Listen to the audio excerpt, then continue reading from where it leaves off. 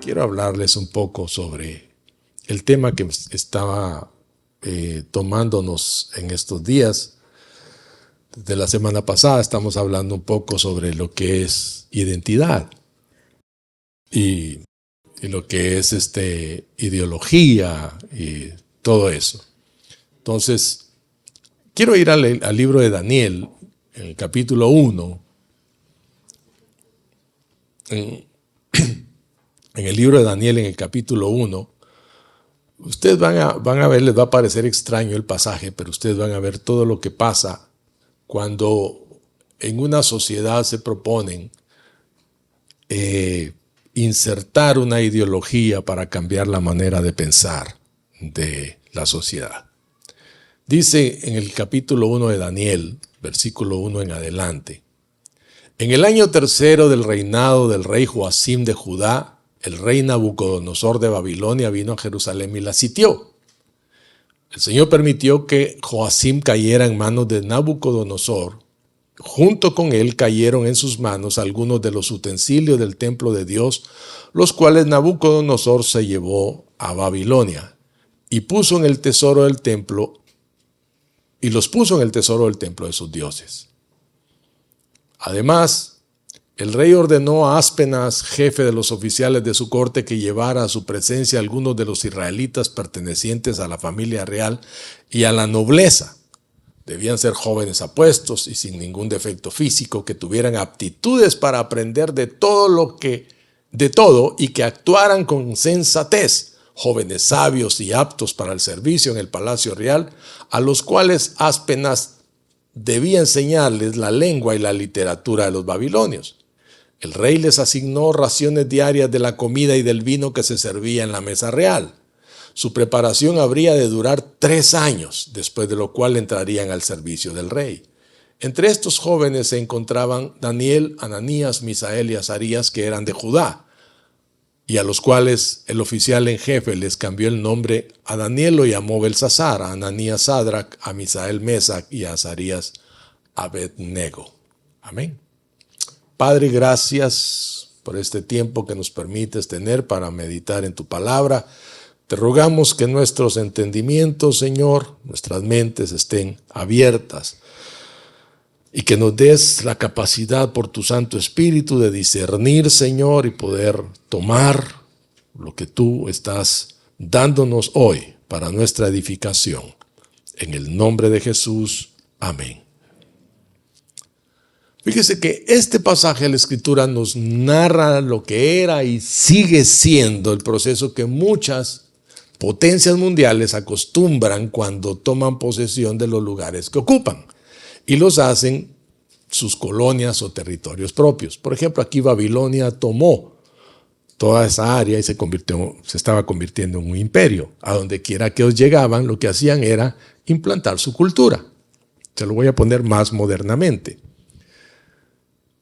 En los años 50 hubo una guerra después de la Segunda Guerra Mundial por la península de Corea.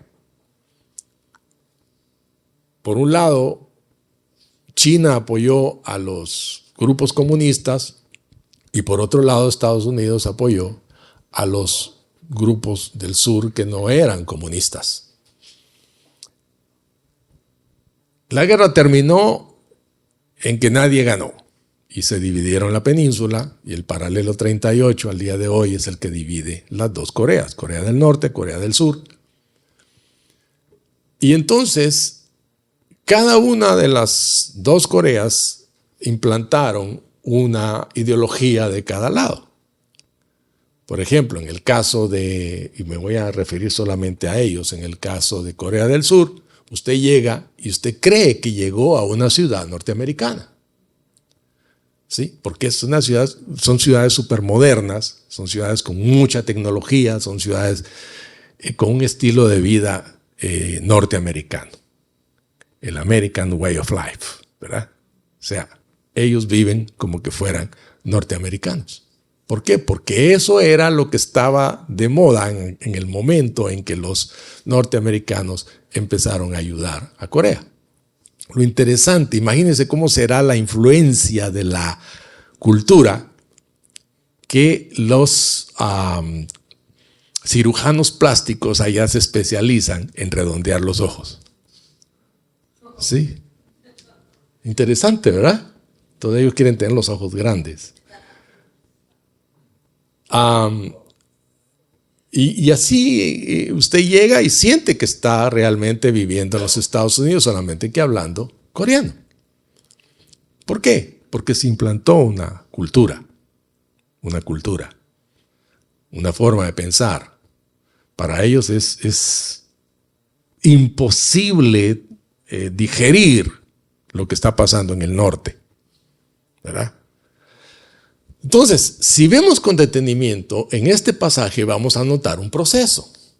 Dice que llegó Babilonia, hicieron un sitio a Israel, a Judá, ya Israel había caído muchos años antes. Y entonces, lo primero que hace Babilonia es tomar la ciudad militarmente, dominarla. Esclavizar gente, quemaron la ciudad, saquearon, o sea, fue una cosa terrible, unas matanzas horrorosas. Y logra el dominio militar sobre esa zona. Atemorizan al pueblo, lo esclavizan por completo, lo arrancan de su territorio y se lo llevan cautivo a Babilonia. Ya, imagínense eso. ¿Qué sucede con la gente que es arrancada de su tierra y es llevada por la fuerza a otro lugar? Primero hay una resistencia a cambiar, pero cuando pasa el tiempo, la cultura empieza a permear en la forma de ser de las personas. Ya la conquista militar se realizó, entonces sucede algo. En aquel saqueo, en aquellas cosas, fueron al templo en Judá y se llevaron todos los utensilios y se los llevaron hacia al templo del Dios del rey de Babilonia. Como diciéndoles, aquí también pueden adorar. Aquí también pueden adorar, aquí también hay Dios, aquí también pueden hacer esto. Como llevándolos a que no tienen que tener el templo. ¿Qué sucede? Les estaban diciendo de una manera, te moví del lugar, ya no tienes tierra, ahora te cambio de Dios, te impondré una nueva religión, la nuestra por supuesto, dicen los babilonios. Ahora, en este momento, vamos a hacer otra cosa. Vamos a hacer una transformación cultural. Y entonces traen a los muchachos estos que mencionan. Y es interesante porque la descripción que hacen de esos muchachos, que no eran solo esos 4, eran una gran cantidad de muchachos. Y todos debían tener las mismas características. Parecía un casting. ¿Sí? De buen parecer. O sea, eran peladitos de gimnasio. Era así. Bien hechos, bien parecidos. Inteligentes, que entendieran lo que se les estaba enseñando, que fueran nobles de la familia real, quiere decir que tuvieran modales. O sea, empezaron a ver las características que tenían. Yo me quedo asombrado cuando hablo con gente y piensa mucha gente que la gente que aparece en programas de televisión son gente extraordinaria. Ay, dice, es que tiene programa de televisión, es que aparece en televisión. Y creen que porque aparecen ahí son genios. No. Mira, yo trabajé en televisión, o sea, no en pantalla, porque obviamente no era como estos muchachos. Pero yo conocía todo lo que pasaba atrás de las cámaras. Y yo sabía cómo se elegían ciertas cosas, los parámetros que se establecían y cómo se hacían. Y déjame decirte que no habían ascos para decirle a alguien, no papito, usted está muy feo. No niña, usted no. Usted está flaca, usted no tiene nada por ni delante ni por detrás. Usted no, aquí nada. Así, era una cosa cruda. Así que váyase. Era así de crudo. Entonces, para escoger a la gente que llega a esos lugares, la gente piensa de que, nunca se me olvida, que una vez había un candidato a una posición, me dijeron, no, es que él no puede robar si él tiene programa de televisión, me dijeron. ¿Y eso qué tiene que ver? Le dije, que él tiene dinero. ¿Quién te digo a ti que porque no tenga un programa de televisión tiene dinero? Más bien, dinero que pagar debe tener por lo que debe del programa. Pero bueno, nosotros a nivel mundial estamos viendo una guerra cultural contra los principios y valores del cristianismo sobre el cual se edificaron nuestras leyes y constituciones en los países. Si nos detenemos, si es que no vivimos anestesiados, o sea, si nos detenemos y no vivimos anestesiados, repito, por las redes sociales, por la música, si es que se le puede llamar música a eso que hay ahora, por los noticieros sin noticias, los influencers y sus seguidores, y todo el aparato mediático que está diseñado para evitar que pienses y reflexiones sobre lo que está pasando y afectando a nuestros niños y a nuestros jóvenes, si nos detenemos y observamos cómo todo está siendo atacado, que lo bueno se llama malo y lo malo se llama bueno, si nos detenemos, vamos a ver las señales, porque en algunos lugares hasta existen leyes para callarte si tú señalas que esas cosas no están bien. Si nos detenemos, nos vamos a ser conscientes de la guerra que estamos viviendo a diario. Fíjate pues, mira el contexto del que estamos hablando. Cuando vamos al texto bíblico, nos damos cuenta que el rey pidió jóvenes que fueran nobles, te decía, hijos de la familia real, gente que era admirada por el pueblo. ¿Cómo se llaman ahora la gente que es admirada por el pueblo? Influencers, ¿verdad? Claro, hoy no son tan nobles, ni tan guapos. A veces algunos son por feos, es que son influencers. Pero bueno, jóvenes en quienes no hubiera defecto alguno, de buen parecer, inteligentes en toda rama del saber, dice. Y aquí me llama la atención algo, que hoy la gente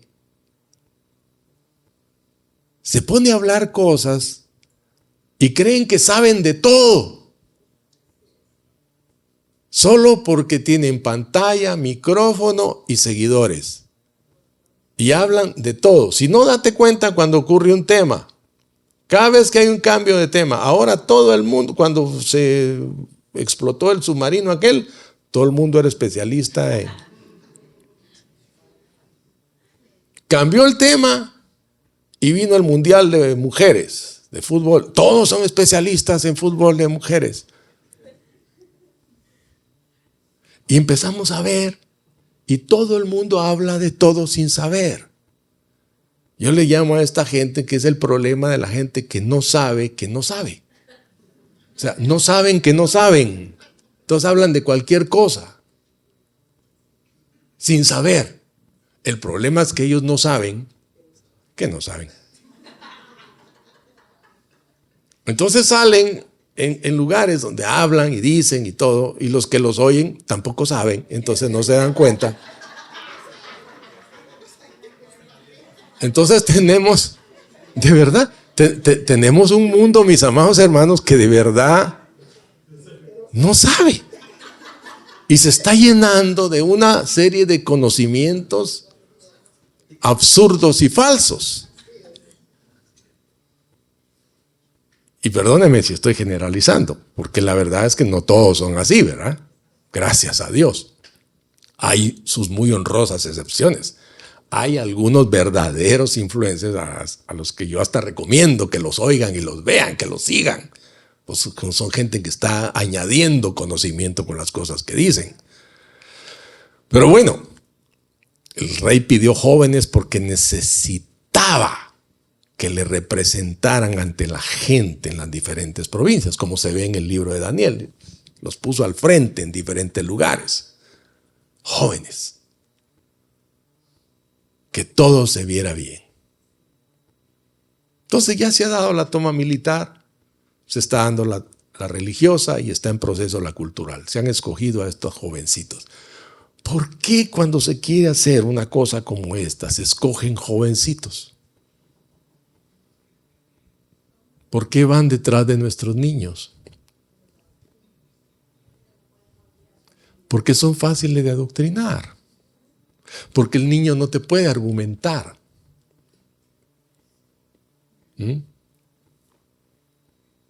¿Por qué no adultos?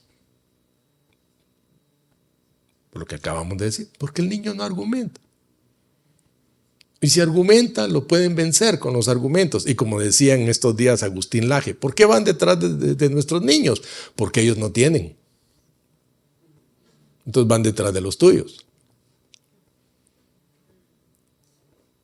Entonces, como no tienen a los de ellos a quienes deformar, entonces van detrás de los tuyos. Que a los jóvenes se les puede adoctrinar, se les puede enseñar la escritura y la lengua de los caldeos, dice. Enséñenle. Y les dieron 3 años para hacerlo. Ahora dice que estos muchachos debían ser dotados de entendimiento y con habilidad para discernir, pero sobre todo lo que se les iba a enseñar. Los estaban preparando. Cuando esos 3 años terminaron, esos muchachos tenían que ser caldeos, babilónicos. No importaba de dónde vinieran. Tenían que pensar como babilónicos, tenían que hablar como babilónicos, tenían que actuar como babilónicos, tenían que escribir como babilónicos, tenían que vestirse como babilónicos, tenían que ser babilónicos. No importaba de dónde vinieran.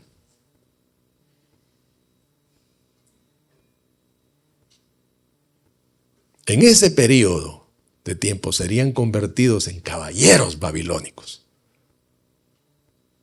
De todos los que fueron llevados a la corte, que fueron muchos, hubo 4 de ellos, 4, que no fueron arrastrados por la corriente, que sí se llevó a los demás. 4. Recibieron lo mismo que el resto, pero hubo una diferencia que la Biblia nos señala en el versículo 8. Se propuso Daniel en su corazón no contaminarse con los manjares del rey ni con el vino que él bebía, y pidió al jefe de los oficiales que le permitiera no contaminarse. Yo me detengo ahí un momento. ¿Qué significaba esto? Déjame decirte que estos muchachos tendrían entre 14 y 16 años, más o menos. Pero ¿por qué habló con esta propiedad este muchacho? ¿Por qué dijo con tanta certeza, Señor, permítame hablarle? Quiero pedirle un favor. Sí, le dice el eunuco encargado. El favor es que nosotros hemos hablado y queremos rogarle que no nos permita contaminarnos ni con la comida ni con la bebida del rey. Vamos a hacer todo lo que usted quiera, pero no nos permita hacer eso, porque vamos a deshonrar a nuestro Dios. Y él le dice, pero si ustedes hacen eso, ustedes van a poner una espada en mi cuello, porque si el rey los ve desmejorados, a mí me van a cortar la cabeza. Hagamos una cosa, le dice, pónganos a prueba 10 días y solo denos vegetales y agua. Si usted ve que nosotros nos desmejoramos, entonces comemos. Pero si no, usted nos respeta. De ahí nació esa famosa, el ayuno de Daniel. Ese invento que tienen los hermanos por ahí, ¿verdad? El ayuno de Daniel. Y le han puesto una de propiedades al ayuno de Daniel. Porque mira, que cuando usted hace el ayuno de Daniel, usted no sé qué, no sé cuándo. Aquí está hablando de otra cosa. Y dice que pasaron los 10 días y resultó que se veían más sanos, más rosados, más, qué sé yo, hermano, se veían más robustos, más fuertes, más claros en sus pensamientos, etc. O sea, se veían bien. Entonces, el jefe de los eunucos estuvo de acuerdo. Ahora, ¿de dónde sacaron Daniel y sus amigos el no queremos contaminarnos? ¿De dónde sacaron eso? ¿De dónde se les ocurrió que podían contaminarse con la comida del rey? ¿Dónde aprendieron eso? ¿Quién se los enseñó? Dice en Levítico 11:47, ahí tenemos la respuesta. Dice, para hacer distinción entre lo inmundo y lo limpio, entre el animal que se puede comer y el animal que no se puede comer. Ahí está hablando de la ley, de la pureza, de los animales impuros y los puros, de no contaminarse con animales que están prohibidos por la ley. ¿Quién les enseñó eso? Sus padres. Sus padres tuvieron el cuidado de sentarse con ellos y mostrarles. ¿Sabes por qué? Porque estaba escrito en la ley y decía, esta ley les enseñarás a tus hijos, la escribirás en sus frentes, la escribirás en las paredes, la recitarás por los caminos, por las calles, cuando vayas de camino, o sea, en todas partes vas a hablarles la palabra. Ay, no, es que mis hijos, si les hablo de eso, se van a volver fanáticos. Pues que se vuelvan fanáticos. ¿Me entiendes? Yo he oído unas estupideces, hermano. Usted perdone que lo diga así, pero son estupideces. No, cuando mis hijos crezcan, que ellos escojan la religión que quieran. No seas tan. Mira, me dan ganas de quitarme el zapato y darles en esta parte de aquí, mira, para ver si se destraba ese cerebro. ¿Cómo pueden decir semejante barbaridad, hermano? ¿Cómo le vas a dejar en las manos del mundo el futuro espiritual de tus hijos?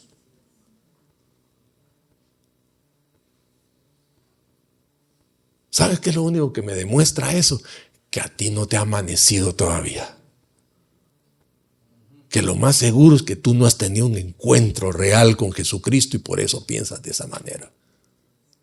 Porque cuando tú tienes un encuentro real con Jesucristo, tú dices, yo quiero que mi hijo tenga esto. Mira, yo conozco un abuelo, creo que tiene como 15 nietos, pero todos los nietos, desde el mayor que tiene como 20 años y vive en otro país, hasta el más chiquito, todos son cristianos. ¿Sabes por qué? Porque el abuelo los agarraba y decía, venga, le voy a explicar quién es Jesús. Y así. Hasta que se convertían, hermano. Y se los pregunta, ¿ya le traste tu corazón a Jesús? Y uno dice, pero es que tan... Oye. Pero ¿sabes qué es lo hermoso? Que todos han conocido a Cristo. No se ha librado ninguno, porque me dice, la mejor herencia que yo le puedo dejar a mi familia es a Cristo.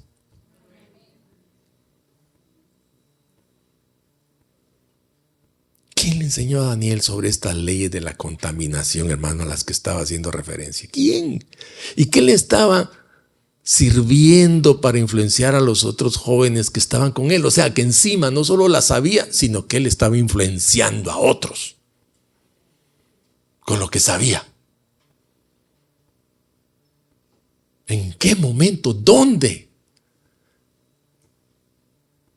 Hermano, cuando estos muchachos, yo quiero que te pongas en el lugar de estos muchachos de 14, 15 años, llegan los babilonios, después de oír a los falsos profetas decir, no, que Dios nos va a cuidar, Dios nos va a guardar, no se preocupen, Jeremías apareciendo, no, entréguense a ellos, si se quieren salvar, entréguense a ellos, no, este es un traidor, toda aquella confusión que había en aquel momento, estos muchachos viendo y oyendo todo eso, y boom, se los llevan, hermano. Yo quiero que pienses en la cabeza de esos muchachos en Babilonia y siendo llevados cautivos.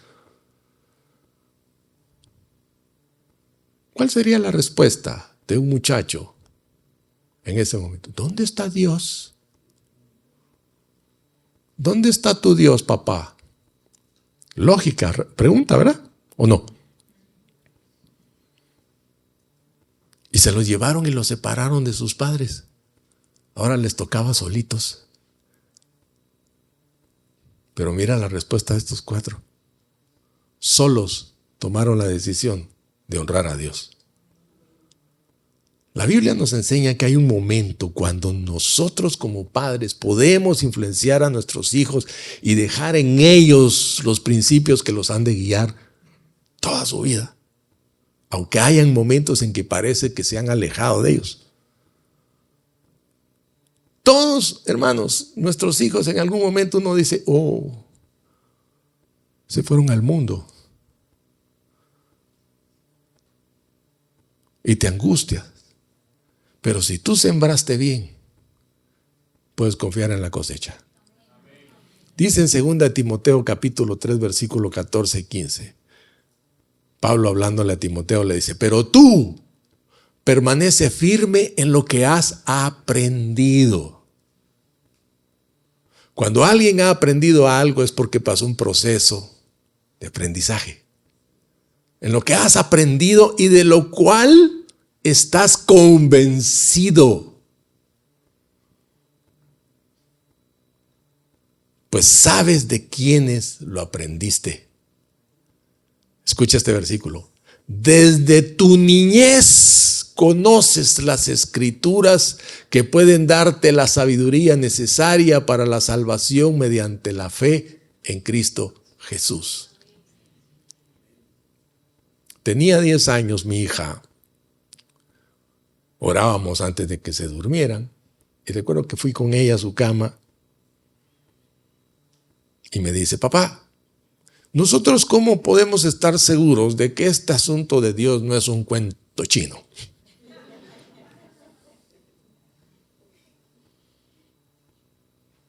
Y le digo yo, ¿por qué tú crees en Dios? A ver. Bueno, porque tú me has hablado de Dios. ¿Y si yo nunca te hubiera hablado de Dios? Bueno, porque lo he leído en la Biblia. ¿Y si tú nunca hubieras leído la Biblia? Y se quedó pensando. Y de repente abrió los ojos y me dice, es que yo he hablado con Dios. Y Dios me ha hablado. Ahí está. Tú puedes seguir hablando con Dios de aquí hasta el resto de tu vida. Dios tiene que ser una experiencia real para nuestros hijos. ¿Sabes por qué? Porque lo esencial de conocer a Dios personalmente es que te da identidad. Lo primero que Dios te da es identidad. Fíjate, si algo en la vida es importante es llegar al entendimiento de quiénes somos en Cristo. Y ese entendimiento nos llega solamente por un medio, el encuentro personal con Jesucristo. No hay otra manera. Cuando aquel rabino fariseo vino de noche a donde estaba Jesús, él traía en su corazón muchas preguntas, hermano. Muchas preguntas y reflexiones. Nicodemo le dice, sabemos que nadie puede hacer las cosas que tú haces si Dios no está con él. Y Jesús, la respuesta tan maravillosa de Jesús le dice, si quieres entrar en el reino de Dios, tienes que nacer de nuevo.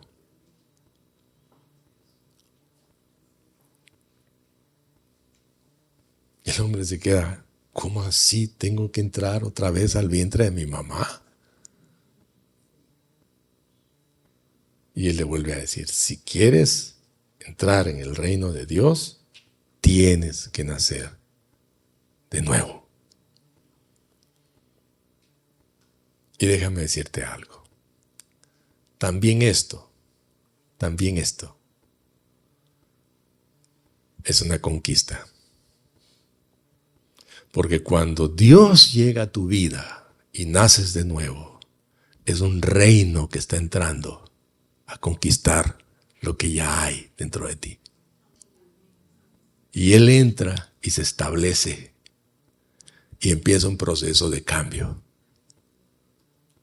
¿Sí?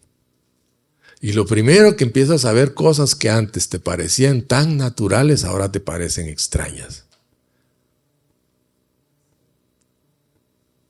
Y si,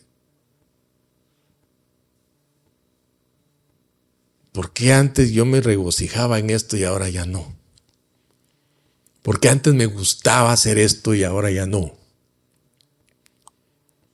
Pero ojalá tu transformación fuera ahí, como yo siempre lo he dicho. Ay, Señor, le digo yo se lo dije muchas veces, ahora ya no le digo eso.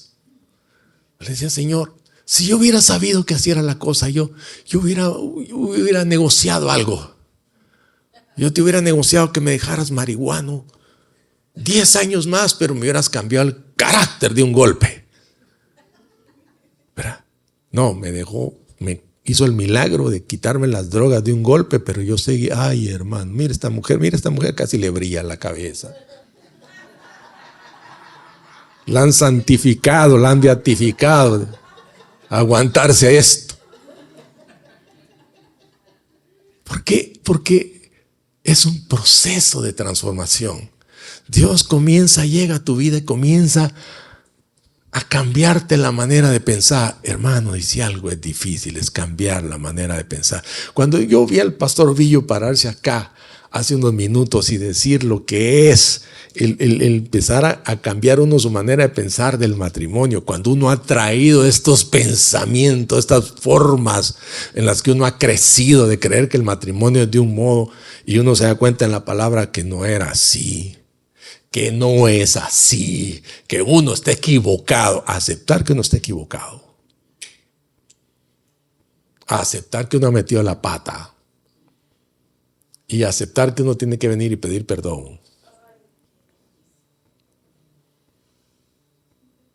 Ahí es cuando la cosa se pone seria. Pero es una reconquista. Es el Señor tomando la tierra. Es el Señor cambiándote la identidad. ¿Sabes por qué? Porque es Él transformándote a la semejanza del Hijo de Dios. Él no te va a hacer babilónico, Él te va a hacer semejante al Hijo de Dios. Así que mientras más rápido te des cuenta de que ese es el proceso, más rápido vas a llegar. Mientras más tardes en entender que ese es el proceso, más te va a doler. ¿Sabes por qué? Porque vas a entrar en terrenos y en procesos a los que yo les llamo la moledora de carne. ¿Sí? Trata de meter un hueso en un molde, pero trata de meter tu carne molida en un molde. Bueno, te van a moler para que quepas. Te guste o no te guste. Para eso te tienen que quitar el trabajo, te lo van a quitar. Para eso te van a quitar salud, te la van a quitar. Es que yo, sin esos ojos verdes, hermano, yo no puedo vivir, te los van a quitar.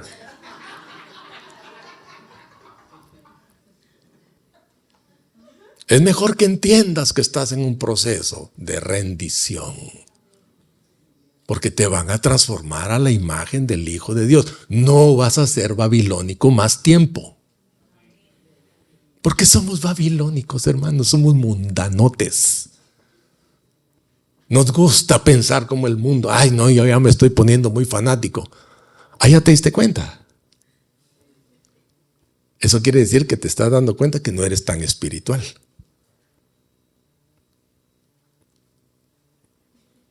Me salí del tema. Cuando tú le entregas tu vida a Jesucristo, naces otra vez del Espíritu. Y por el poder del Espíritu Santo y por el poder de su palabra, entras en un proceso de transformación. Se transforma tu manera de pensar. Se transforma tu manera de hablar. Mira, te va a parecer raro lo que te voy a decir porque no hablo. Hasta tu manera de vestir se transforma. Tu manera de andar se transforma. Todo.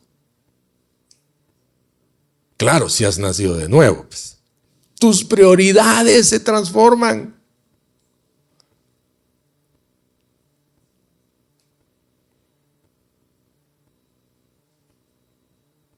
Tu vida es conducida a ser semejante al Hijo de Dios. Para de contar. Cada día, cada paso, cada prueba, cada experiencia, lo que sea, te conduce en esa dirección. Tú entras en... Yo no sé quiénes han tenido la experiencia de estar en un río donde tú empiezas a sentir que te jala la corriente y te jala la corriente y te jala y tú no tienes de dónde agarrarte. La corriente te está arrastrando, nada más te está arrastrando, te está llevando. No va a pasar nada malo, pero la corriente te está arrastrando y te está llevando así donde hay unas piedras, unas cosas y tú dices, no, ¿por dónde? Bueno, deja que el Espíritu te lleve por aguas mansas y deja que Él te transforme. Deja que Él establezca su identidad en ti, para que las ideologías de este mundo no te empiecen a formar a ti. Amén. Vamos a darle gracias a Dios. Aleluya.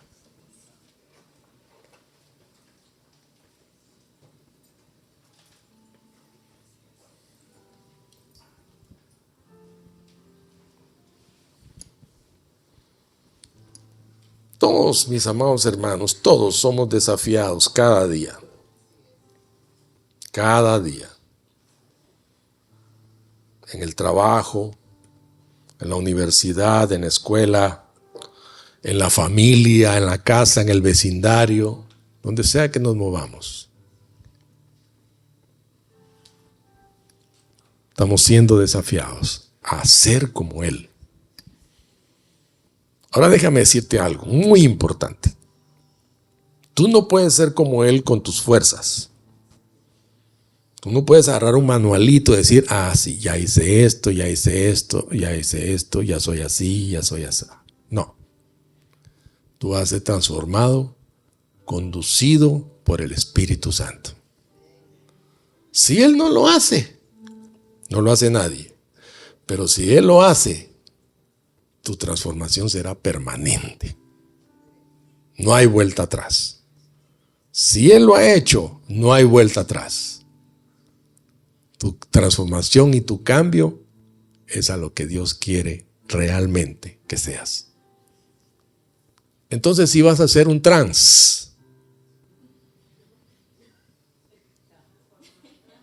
transformado por el poder del Espíritu Santo.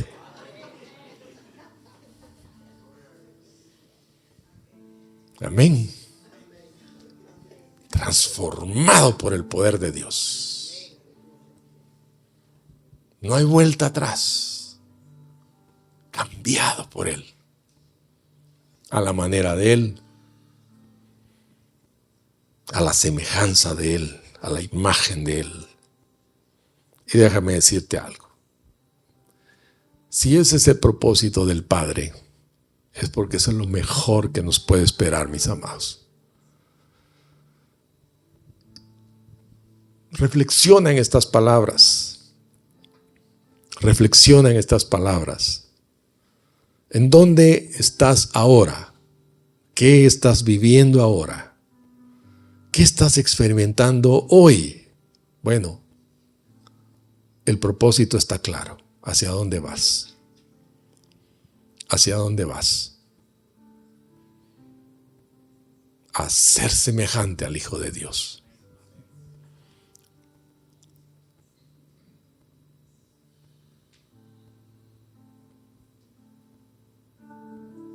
Si nunca antes tú le has abierto tu corazón a Cristo, o si lo hiciste quizá en el pasado, pero en algún momento te desviaste del camino, te quedaste por ahí, Pero hoy quieres continuar, hoy has entendido, o más bien Dios te ha hablado a tu corazón y te ha hecho pensar, reflexionar, volver en sí, como dice la Escritura. Y quieres hoy reanudar tu camino con Él. Yo te invito que ahí en tu lugar, ahí donde estás, tú que estás en la transmisión, ahí donde estás, le digas con toda la sinceridad que encuentres, le digas al Señor estas palabras: Padre, vengo delante de tu presencia y te pido perdón. Me arrepiento de cada uno de mis pecados. Te abro las puertas de mi corazón y reconozco el sacrificio de Jesús en la cruz para el perdón de mis pecados. Recibo tu perdón, Señor, y me dispongo a recibir a tu Espíritu Santo para que me transforme y me conduzca como la luz de la aurora que va en aumento hasta que el día sea perfecto. Te doy gracias en el nombre de Jesús. Amén. Si tú hiciste esta oración por primera vez, me gustaría que, si estás aquí, levantes tu mano derecha bien arriba, bien arriba, para que te puedan ver los servidores y te puedan ayudar, te puedan acompañar. Si no lo hay, vamos todos a levantar nuestras manos y a darle gracias al Señor por el día de hoy. Y mis amados, a prepararnos, porque el proceso sigue, la transformación sigue, no se va a detener, porque Él quiere hacernos a la imagen del Hijo de Dios. Padre, gracias. Gracias, Señor, por este amor tan grande con el que tú nos rodeas y nos llenas cada día. Te suplicamos en el nombre de Cristo que esta palabra encuentre, Señor, el lugar para germinar, para producir abundante fruto, Señor, en nuestras vidas. Que oyendo y entendiendo, Señor, caminemos en ella. Gracias. En el nombre de Cristo, yo te ruego, Padre Celestial, que tú guardes a cada uno de mis hermanos, los protejas, los cuides, los lleves, Señor, por el sendero.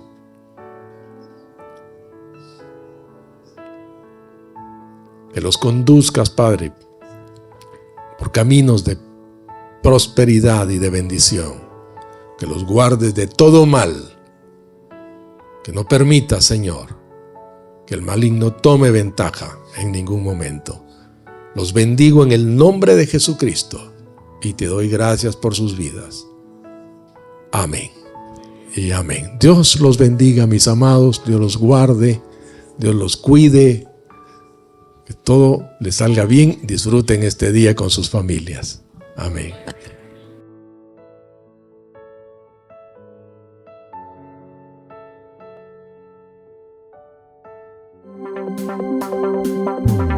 Por ti todo lo puedo, todo es posible y la fuerza tú me das, nada es imposible.